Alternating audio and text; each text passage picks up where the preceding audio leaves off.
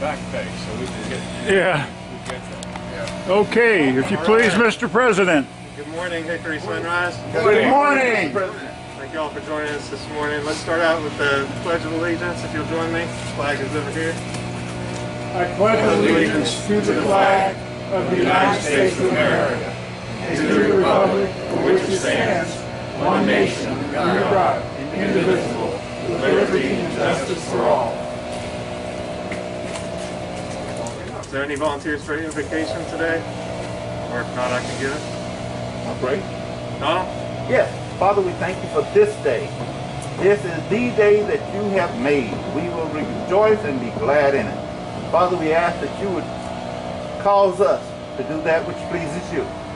Helping others always please you. Give us a heart of servanthood that we would do the work you called us to do. We thank you for that in Jesus' name. Amen. Amen.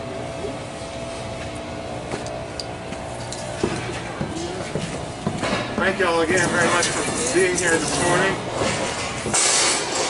Very exciting day. We have our district governor, David Wechter, joining us. And I'm going to give him a brief introduction, but then I'm going to let him speak. We can also introduce ourselves. But let me go ahead and start out with a short bio for David. David was born in Fletcher, North Carolina, located in the Appalachian Mountains near Asheville. He was raised to appreciate nature, hard work, service, integrity, initiative, and respect the contribution of all people. David studied biology and anthropology at Appalachian State University, where he eventually earned a master's in public administration, magna cum laude. David has a diverse work experience in education, construction, and agriculture. He is a North Carolina general contractor and owns High Brighton Construction, a full-service construction firm located in Lenoir, North Carolina. David met Deborah Hauser in 1992 and married his college sweetheart in 1999. Deborah is a family physician in Morganton, North Carolina. David and Deborah have 3 bright and beautiful children who embrace Rotary's values of service and ethics. David has a heart for service, especially in his local community. David has organized a simple way to acquire functional wheelchairs that need minor repairs or maintenance, which can then be provided to local people who cannot afford otherwise or obtain mobility. He served on a church relations board which provided lunches to workers for Habitat home builds. He has served on numerous nonprofit boards, including Western Carolina Community Action, Caldwell Adolescent Health, the Caldwell County Chamber of Commerce, School for Young Children, Western Piedmont Workforce Development Board, Caldwell County Education Foundation, and Habitat for Humanity. David has served as a mentor for high school seniors working on renewable energy projects. He has offered free training to unemployed and dislocated workers in how to set up small framing operations and how to start and operate a business. In his own business, David has mentored young people who are struggling to exit poverty and addiction and to help lift them up. Again, if you'll help me in joining our District Governor, David Wechter. Thank you. Thanks, y'all. That's the long version, but he only read half of it too. But it's very nice that you said that, and I'm happy to be here with y'all today in person. You know, I was just telling Roger, I've only done about half a dozen in persons, and they're like this. You guys are doing it right. You know, you got the mask on, and you're out here in the air, and under the sails, I think y'all call it. And it's nice to be with you because I get to meet people like Steve who've helped me with diversity, equity, inclusion, and Regina, and Bob, and Cindy, and just see people I haven't met before, like Jim, and there's Phil over there that I've heard about. I've heard your reputation. And it's just, you know, I've been with Rick before, but it's just some people I've seen, some people I've not seen, you know, and it's nice to be with people and meet them in person.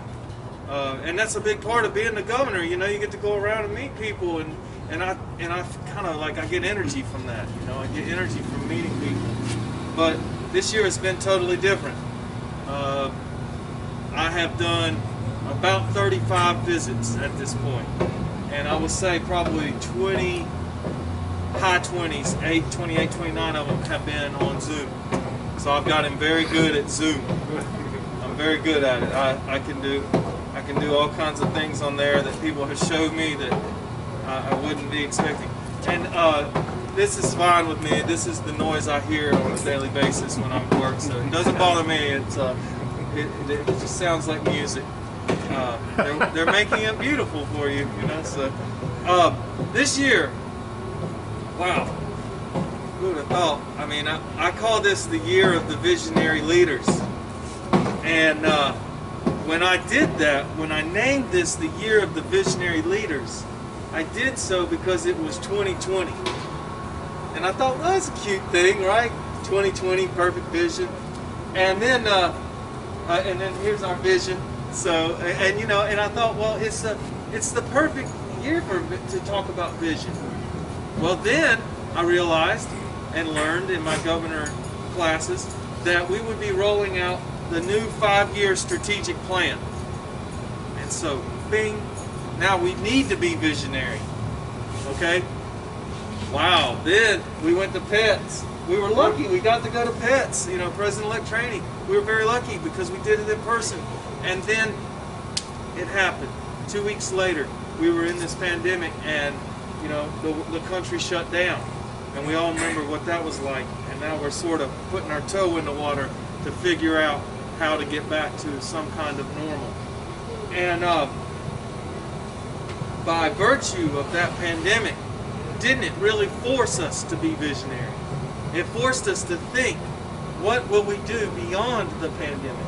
How will we even meet? How will we make the magic of Rotary happen? And so that's what we have been doing. That's what we've been doing for the last 6 months. And I think it's amazing. You know, in my life, I've been very lucky. I've enjoyed a life of serendipity. And my wife gets aggravated at it because she doesn't understand. Why does everything work for you, David? Like, I'm like, well, it's hard work. She's like, that's not it. And so, you know, but it's about, you know, I get lucky sometimes. And I got lucky on this thing about visionary leaders. So, you know, Roger, he's doing a job this year, and he's being a visionary. I thank him for that. And Rick for supporting him. Now, this year, our president is Holger Knack.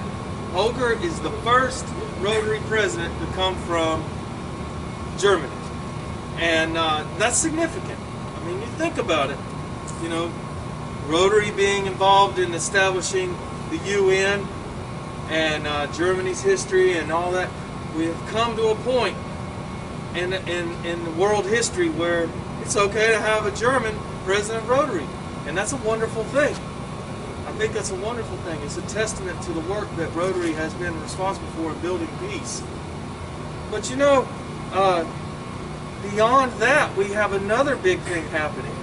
I'll talk about that in a second, and it has to do with the president. But Holger is just like all of the other presidents. If y'all, how many of y'all have met an international president? Bob, yeah, so, and Steve, and so you know, these people are a certain shtick. They're the kindest, most gentle, most worldly, intelligent, thoughtful, kind. I mean, they're approachable. And if you ever have the chance, I encourage you, go up and introduce yourself to an RI president or any RI VIP. They're great people. I mean, they've gone through this proverbial filter and at the end of it comes this great person. And so it's worth meeting these people. And we've got some in our director line right now that are really fantastic people. But I say to them, they're just like all the other presidents. But Holger is a very wonderful president. He's presented to us a theme, Rotary opens opportunities. Now, Rotary doesn't just open opportunities for members, but it does open opportunities for us. It's opened opportunities for me. I know it's opened opportunities for you. But it also opens opportunities for the people we serve. And that's really what we're about, right? We want to open up opportunities for people who we serve. Now, that special thing I was going to say about the president. This year, many of you probably know, we have nominated the very first female to be the president of Rotary International. That's a great achievement. That's a great achievement, and we're turning a corner there. So you know, and we still have work to do, but that one right there is a big deal. So I'm really proud of Rotary for making that happen. The call was clarion, and it's finally happened. Jennifer Jones is her name. She's from Canada. Wonderful person. Check out your Rotary magazine and read about her. You won't be disappointed. And we've got her, actually, before she was named president, I asked her to be my president's rep at our district conference. So I'd hoped that she would do that, but then because of the pandemic, they took all that away. I'll see if we can still get it to happen. So all this change, you know, from time to time, Rotary has to be revolutionary. We have to be part of that change. We have to be the change we want to see.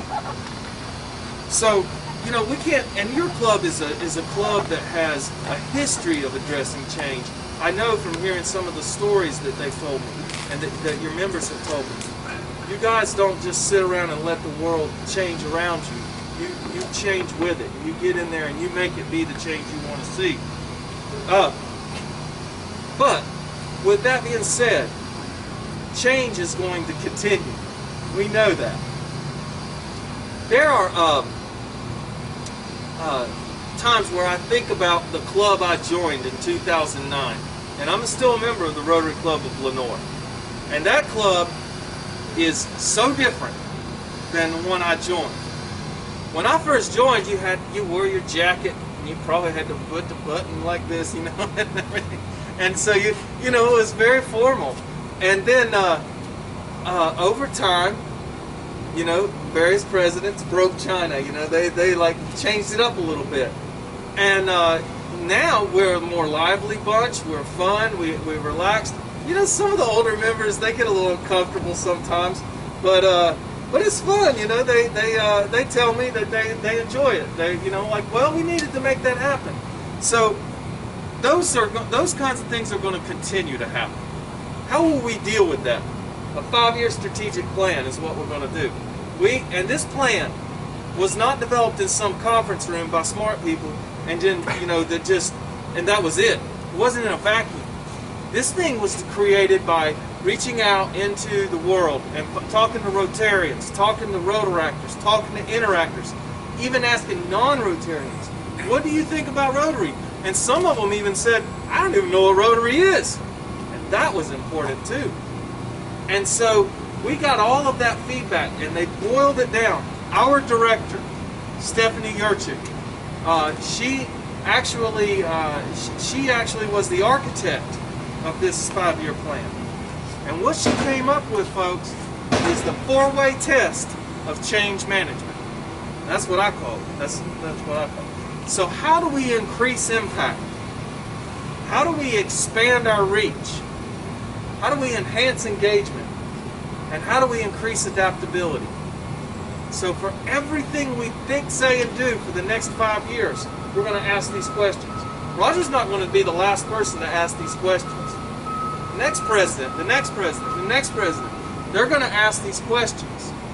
And we're going to help by asking those questions, it will enable us to be a better Rotarian for the future. And so I think about impact. How do you increase impact? Well, first thing you need to do is recognize impact. You know, think about, we give out, let's say right now I'm promoting the coat drive for the kids and elders. And so, you know, let's say we get 50 coats. Okay, we got 50 coats. Is that an impact? No. That's a metric. We have just measured how many coats we gave. The impact is that we're providing warmth so that the children don't have to think about being cold all winter, and that they can think about having their books and pencils in hand and being prepared for school. Or that the elderly won't get the flu perhaps because they didn't get a chill, and so we can preserve life. That's an impact. That's the kind of thing we need to think about when we're doing our projects. How do we expand reach? Well, we think of new things to do. We try to think about what we can do that's different and that we haven't done before. And your club will be good at that. Don't worry. See, I told some of the members that they emptied the porta john one time I was speaking, so I'm used to this. It's fun. So we're enhancing engagement. Okay, so how do you enhance engagement? Well, I told the presidents, I said, you know what? I want you to enhance engagement. Move the podium. Move the podium in the meeting. See what happens. You know what? They really moved the podium. They moved it all the way out here under the sails. And they also, they moved it on to Zoom. And so the world kind of, you know, I say about the pandemic, it didn't necessarily change our history as much as it's accelerated it. I've heard that being said. I think that's profound. It's accelerated it. These are things we were talking about doing. We were talking about enhancing engagement. We were talking about being more adaptable, but we hadn't taken that step to do it. And then this pandemic, it forced us. It forced our hand, and we had to do it. Now, I don't worry about adaptability with y'all. Look how adaptable we're being. We're adaptable. I think Rotarians are innately adaptable. You know, we're adaptable people, and it's really helped us to be a better organization longer term. I mean, other organizations are struggling. I mean, I don't wish any ill on them. I hope that they will be fine. But our organization has done quite well, and I'm optimistic. I think it's wonderful how we have prevailed through this. Now, I talk about the value of Rotary. When you're talking about members joining your club, when you're talking about people who leave the club, if you ever thought about quitting, if you ever thought about joining a club or staying in the club, why do you do those actions? It's because you value Rotary. Or if you're quitting, you don't value Rotary. And so we need to have the conversations with our members about value. Now for me, the value of Rotary is that I can have, well, let me just structure it. A value is a perceived benefit at a cost. Okay? So what are the perceived benefits of Rotary? You can probably think of a few in your mind. I'm going to share with you mine. Mine were, I can have an impact on the world greater than myself. I can learn new things. I can become a better leader. I can network and make new friends. And so what are the costs? Well, sometimes my family wants me to be around a little more. They'll say, Dad, do you have to Rotarize today? And I say, yeah, I'm going to Rotarize it. But you know what? I found a way to mitigate that. I'll get them involved. So I've had my kids come along with me and learn about Rotary, and they like it. To an extent, they're young, you know, so they're learning. But then, also, I can't get into as much mischief. I don't have as much downtime and leisure time. So there's a cost there, I guess. Maybe it's a benefit. But then, I have to spend a little bit of money, too. But you know what? Those three costs, those costs are so small to me compared to the benefits that I get from Rotary. I stay in. And whenever I've gotten to my low points and I said, I don't know if I can hang in there. I've gotten to those low points and I've thought about these values. And those values are what's kept me in. So share that with prospective members. Now, y'all got a diverse club. I'm seeing it out here in the group. But you know, diversity is just one step. The next step is inclusion. How do we include people better? How can we be better at including people in our activities, in our service projects, and not just our members, but the people we serve? How do we serve people in a diverse way? You know, and diversity is not just race. Diversity is mobility. It is religion. It is nationality. It is so many more things than race. Right now we kind of got hung up on race as a nation. And I mean, it's not a bad thing, but that's where we are. But there's so much more to this, and so many more ways to include people of different backgrounds. And so some of you have helped me on this, and the Diversity, Equity, Inclusion Committee that we have. And we've done, and Steve was a part of the stories of 3 Black Rotarians that we did, and it's on YouTube. And it has over 200 views, and I think that's pretty good. My son's happy when he gets 70 views on his video games. I don't know what that means, but he's happy about it. But I'm happy we're getting those views. I'm happy people are seeing it. I want to tell you a little story about that. There was somebody, I'll tell you, Rotarians are amazing people. There was somebody who wrote back to me when I said we were going to have that event. And they pushed back, and they told me it was outlandish. I'll leave it at that. And I just took it. Because that's what a leader does. Just, you let people the waves break on you. And so I just took it. I didn't push back, I just let them say it. Well, I happened to be in the car with this individual recently. And they told me, David, I watched that video. And I was moved. I was moved. You did a good job on that.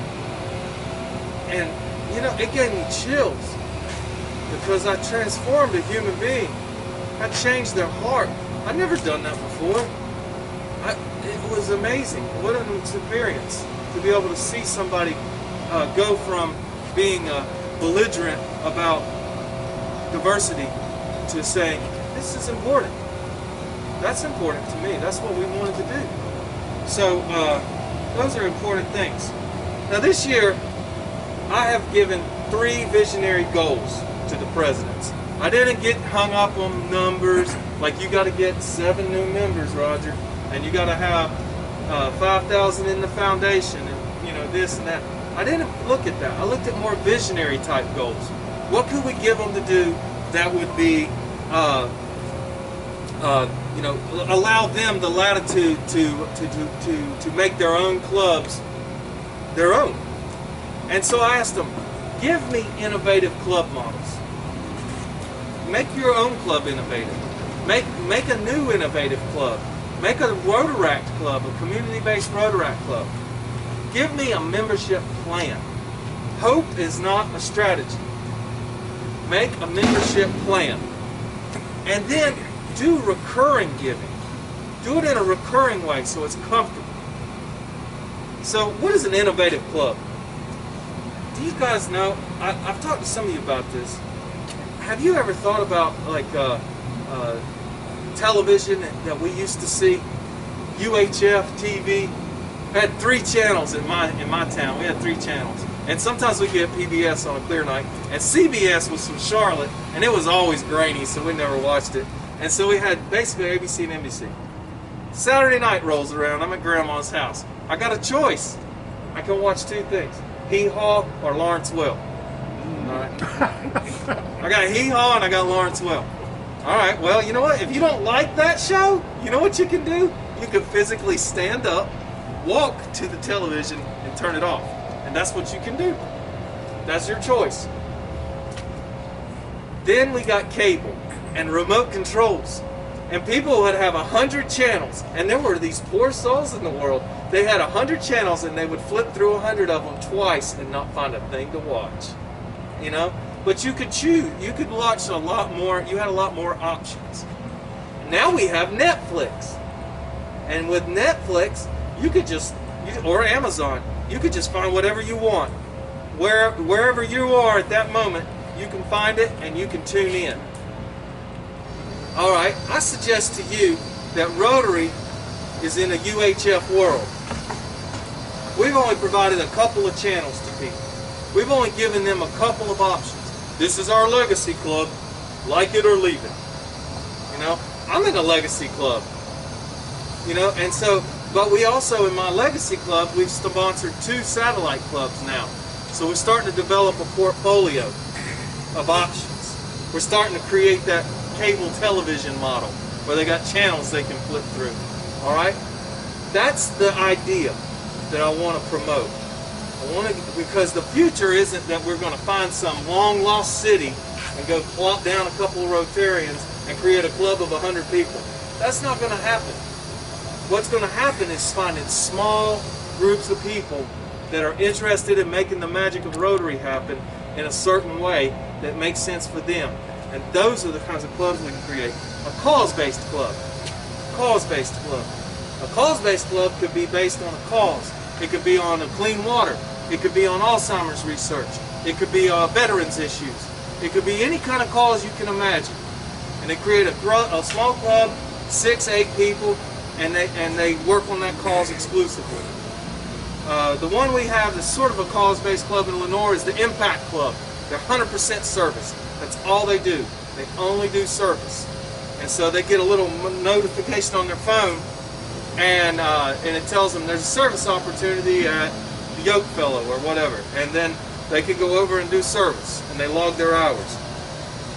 You can have E-clubs, alumni-based clubs, which are like people who've been part of youth exchange, or one club we're talking about trying to create with the Rotaract is people who are former Peace, not Peace Fellows, the Peace Corps, thank you, Steve. Peace Corps alumni. So there are quite a few of them in the Asheville area. And so we were thinking we might be able to create a little alumni club like that. Now, talking about Rotaract, I'm really focused on community-based Rotaract. And it's different than university-based. University-based, they go and they join when they're 18, and when they're 22, they finish up because they're done with college, and then they say, that's something I did in college. But we lose them for 10 years. We need it to be more of a young professionals group, something community-based, where they stay in, and they let their families grow, and they have a low-cost option for making the magic of Rotary happen, and they can, and it's less formality and such as that. So that's the kind of club innovation I'm looking for. Now, with membership, I want us to focus on quality, not quantity. I don't want people to just come in and join and pass out their business cards and leave. That's not helpful. What we want is people that stay in with us, that are in it for the long haul, and really want to do the magic of Rotary with us. They have a heart for service. They're going to stick around. And those people have to be brought to the club and shown the way. They have to be shown, this is Rotary. This is what we do. This is how we do service. This is how we raise money. This is why we raise money. You know, you have to show people the way. You have to model that way. And then you get them to be a Rotarian. Thank you for being a new Rotarian, by the way. I heard about you.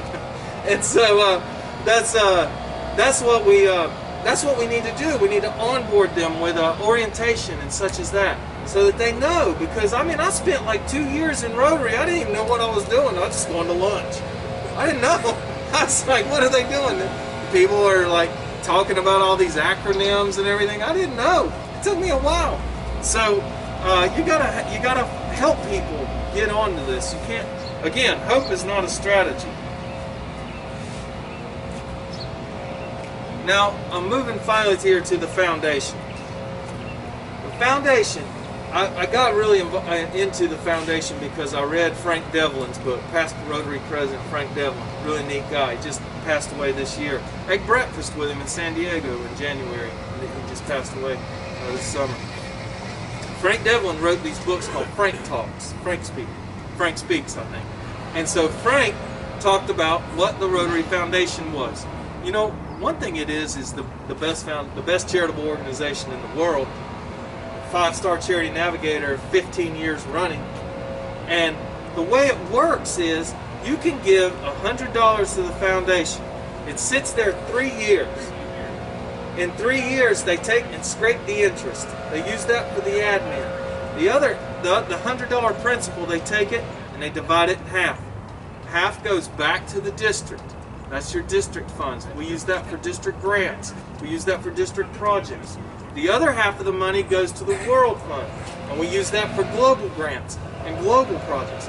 So what is the beauty of the foundation is that you give $100, you have now impacted lives locally and globally. Where else can you do that? So this is how we're gonna fund the projects that we do.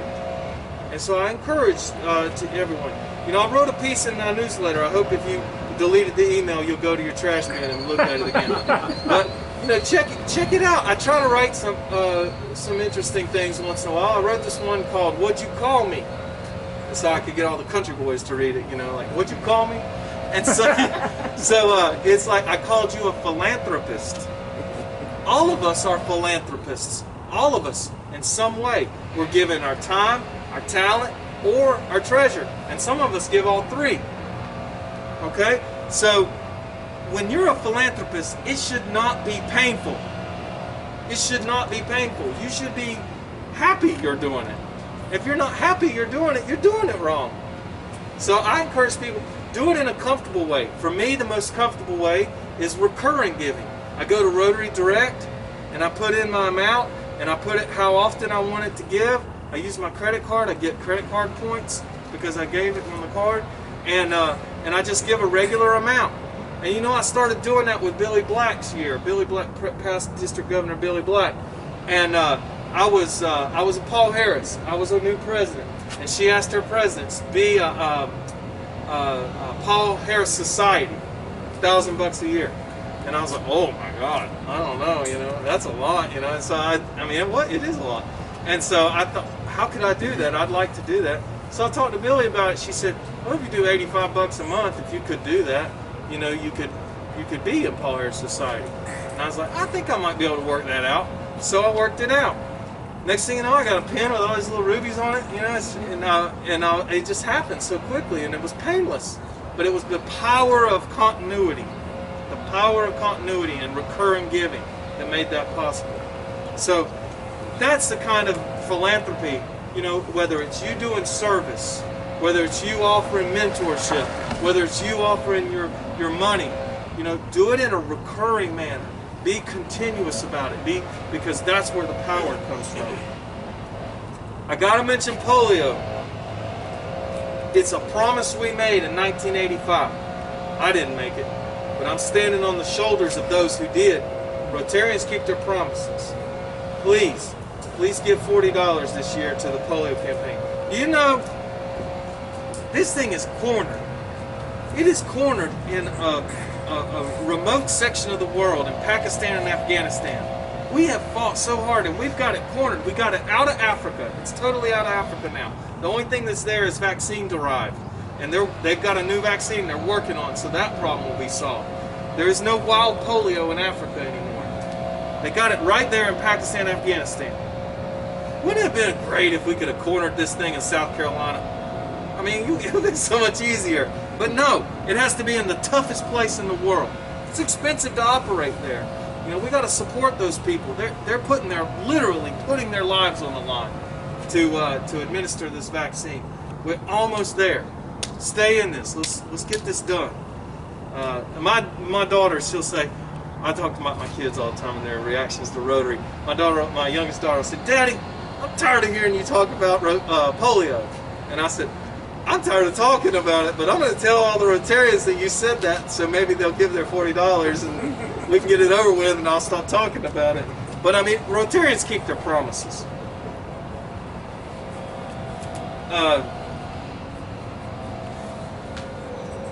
You know, I've told you a lot of stories. I've got to tell you this one more story. Bill Biddle is my mentor. Bill Biddle has a true heart for service. I mean, he is a servant leader.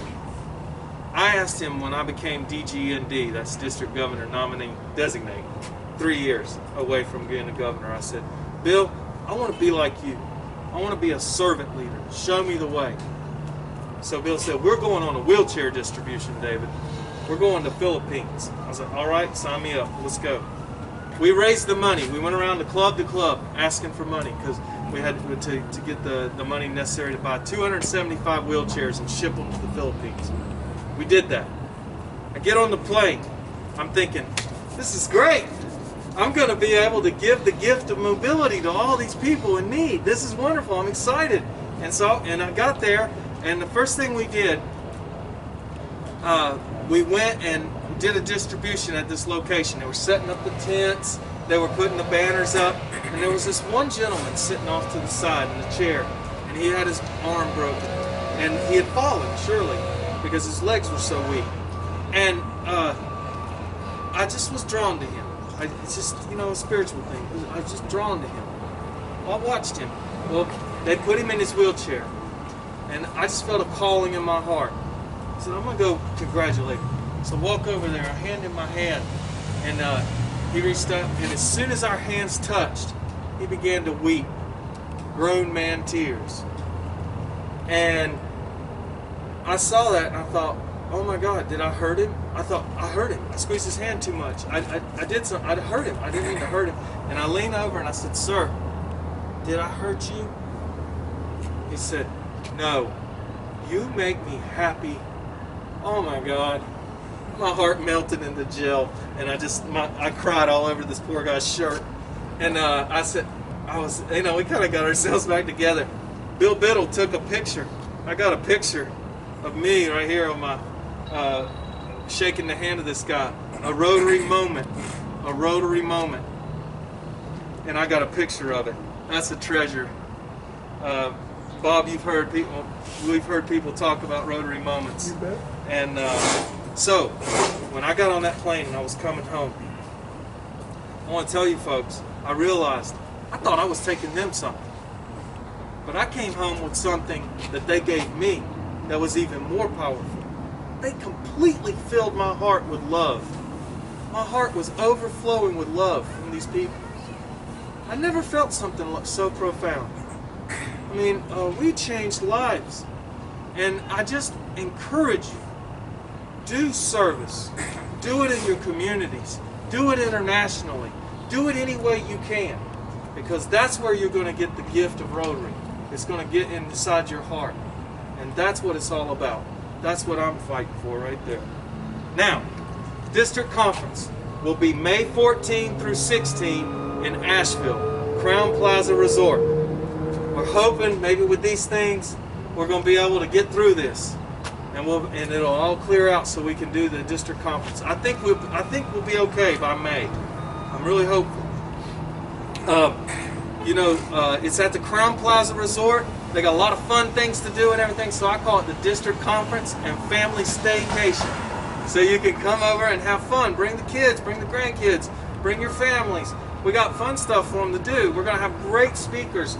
We're going to have, I don't want to go into all my details, but I've got great speakers, I'm telling you. And then the International Convention this year is in Taipei, Taiwan. Sort of laughing because I got a joke in my head. I'm not going to tell it though.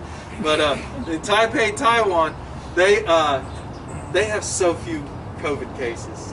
I think they said they had more in Washington than they had in all of Taiwan yesterday. So, but they have so few cases over there. It might be like a vacation from COVID. So think about it. We might, if we can get over there and think about it. If you like to go to International Convention, even if you just like to get the emails so you can think about it, let me know. Let past District Governor Jim Eflin know, and we'll get you on that list. That's all I got. I'm really thankful for the time today. Thank you for weathering that. That was my full presentation. I gave you the real deal there. So thank you very much. Thank you. And if you have any kind of questions or concerns, anything, you could either tell me now, or we can talk after the meeting, or whatever. But I'm happy to answer anything. Thank you so much, David.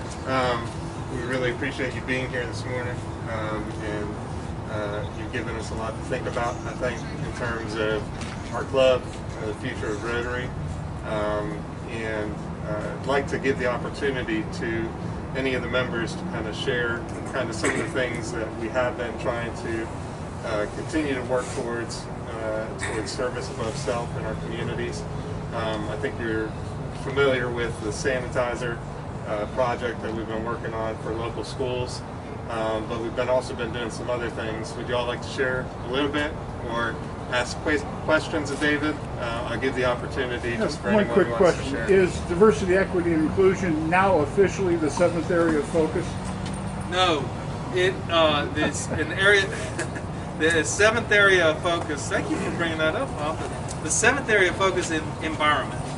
They've added, and so the environment, and the idea was that there are so many environmental things that people wanted to do global grant projects on, so they added the environment.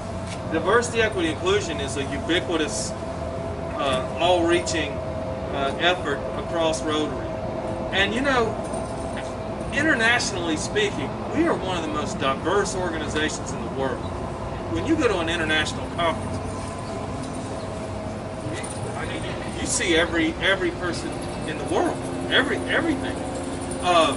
But there are places where we have work to do, and Rotary recognizes that. Diversity, equity, and inclusion will then be a chaired position within administration, just like membership or treasurer is? Yes, sir. We have a diversity, equity, inclusion chair, Gaia Goldman, and she's been working hard this year, and I think they're going to have a meeting next week, October. I was going to. But it's now officially part of the administrative structure of the Rotary. Yes. Okay. Yes. David, I'd like to point out a couple of exciting things. One thing is we have a couple of prospective new members, and we're working towards solidifying their membership. But Greg Woodward is in the back here. Did we ever get his paperwork back? No, it's stuck in my inbox. Okay, because I know who stuck it. That's why I'm needing it. Oh no, Over here. And Raquel Rogers, who's not with us today. But three new prospective members that have joined us recently. One other exciting thing is this club will be celebrating its 20-year celebration this year of the club's founding.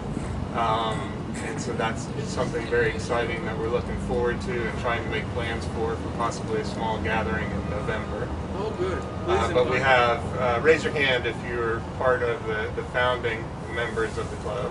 Charter members. You only have Charter two. members. Charter members. Wow. That's cool. You get to eat the first piece of cake. Rick? I got two things. First of all, District Governor, how many pages are in the Rotary magazine? Oh no. I know this. I knew this number. That's the Sergeant at Arms penalty question. It costs you $1 if you don't answer it right. I don't remember Rick, but I knew that. 43. And I even told him the answer 2 months ago. I said, when you come here, Wayne Honeycutt's going to ask you this question. You did tell me that. $1. Get this on video. Oh, it's on video, believe me. Did someone ask you that at Beth's? No, but Do you still want the answer? yes. 64. 64. I knew there was a 4 in it. I also want you to be aware from a project standpoint that Phil and Jeff and I pick up food for the soup kitchen. One of us does it every day, Monday through Friday. Wow. We have a different schedule. Wow. But we pick up food from pizza places and from Lowe's Grocery to take to the soup kitchen to help them during this COVID time that's so tough for them to get the resources and stuff. And that's become a big Rotary project for us. Be aware of that. That's a wonderful project. Thank you for that. That's very dedicated. To mention the other project, Cinda helped procure, as a starting point, a $250 gift card that we could use towards purchasing something. And as COVID was developing and we were trying to think what to use that for, the idea came about of providing sanitizers for local schools, with the idea of them potentially going back in session or going back in session in a hybrid type model. So we took that idea and added to it from some of our budgetary funds and Jenny White, who's not with us this morning, she was a former vice principal at Beaumont Elementary School with Hickory Public Schools, helped us to procure, and Cinda as well, I believe, and Regina, to procure even more sanitizer to start with that school and provide them with sanitizer for the school year. As much as we could. But Phil has worked on a GoFundMe page, and with your suggestion to Rick, as far as expanding this out to the community, we're looking to maybe do another push here to get another article in the paper and another contribution to another elementary school. and then hopefully maybe drive attention to that GoFundMe page and see what we can do to help fund that for additional schools in the area. Share that with me on Facebook, and then I'll get it out. I'll put it out to my, I'll share things. If I see things like that with the clubs, I usually try to share them, and I'll put them up on the president's page, and sometimes they'll share them. Yeah, it's expanding reach, increasing impact right there in a nutshell. It's good. Bob? I need to offer to the club an opportunity to serve. As David may or may not know, Classroom Connections is a local initiative that provides means and method for teachers to have the wherewithal to serve their classroom and the people who can't otherwise afford those materials. In light of the virtual classrooms and the diversity of education models going on right now, Classroom Connections has chosen to refocus its mission, and it will be to provide right across the roof of the post office right there, about another mile, is Morning Star Baptist Church. They have a large room, and we will be placing 24 stations in there and that also happens to be Ridgeview, which is a disadvantaged area in this city. It has no Wi-Fi, it has no income, it's everything you want to describe that could be a disadvantage to a kid. We're going to provide 24 stations for kids that come in, and we've also partnered with the city school system, and they will provide teachers on Monday, Tuesday, and Thursday, Friday. We will do the mentoring and classroom attachments on Wednesday, probably focusing on materials through the Khan Academy, and we will be training those people. But having said all that, we can use teachers, ex-teachers, business professionals that could come in on that Wednesday with us and share and mentor with those children. So you guys will be being approached by me and by Donald to see if we can facilitate the success of that operation. When is it? Yeah, we actually have our first class starting on the 19th. The governor should be here the Sunday before that, and maybe for that first class day, with the intent that totally self-serving. He needs a public exposure in an election year, and we need the press that follows him around to see us and recognize our efforts there. So unabashedly, we're going to try to co-opt him to help us. Then, so it's on the 19th? Should be the 19th. I believe that's a Monday. October. Yeah, Monday. Should be a Monday. Okay. And Morningstar is providing the space, and Classroom is providing, like I said, the mentors and the follow-up teachers, and if necessary, we'll partner to provide the Wi-Fi expanded capability to 20 gigahertz. Megahertz. We got tripped up because I went to Zara Baker Park, and it has Wi-Fi sponsored by CenturyLink, but it turns out a third party is paying the bill anonymously. So that would fall to us if we have to. It's not a big number, but it's a number, and so we're trying to facilitate all that we can. And I'd like to serve there. and that Okay. Classroom Connections is our own Donald Hicks organization. He's the CEO of Classroom Connections, and that's one of our ongoing affiliations with the club, is Classroom. David, thank you again for joining us this morning for a beautiful sunrise in downtown Hickory. Downtown Hickory's motto is well crafted, life well crafted.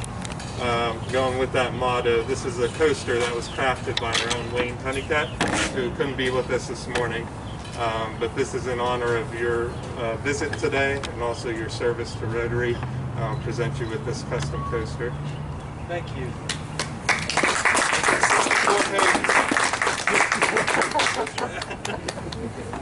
I'll never forget it. Now, did you ask me how many pages were in the Rotarian room? It's called Rotary now. They changed the name of the magazine. Yeah. Gotcha! Lost me $1. But the answer still is 64. All right, if you all join me with the four-way test and the things we think, Say or do. Is it the truth? Is it fair to all concerned? Will it build goodwill and better friendships? Will it be beneficial to all concerned? Bing!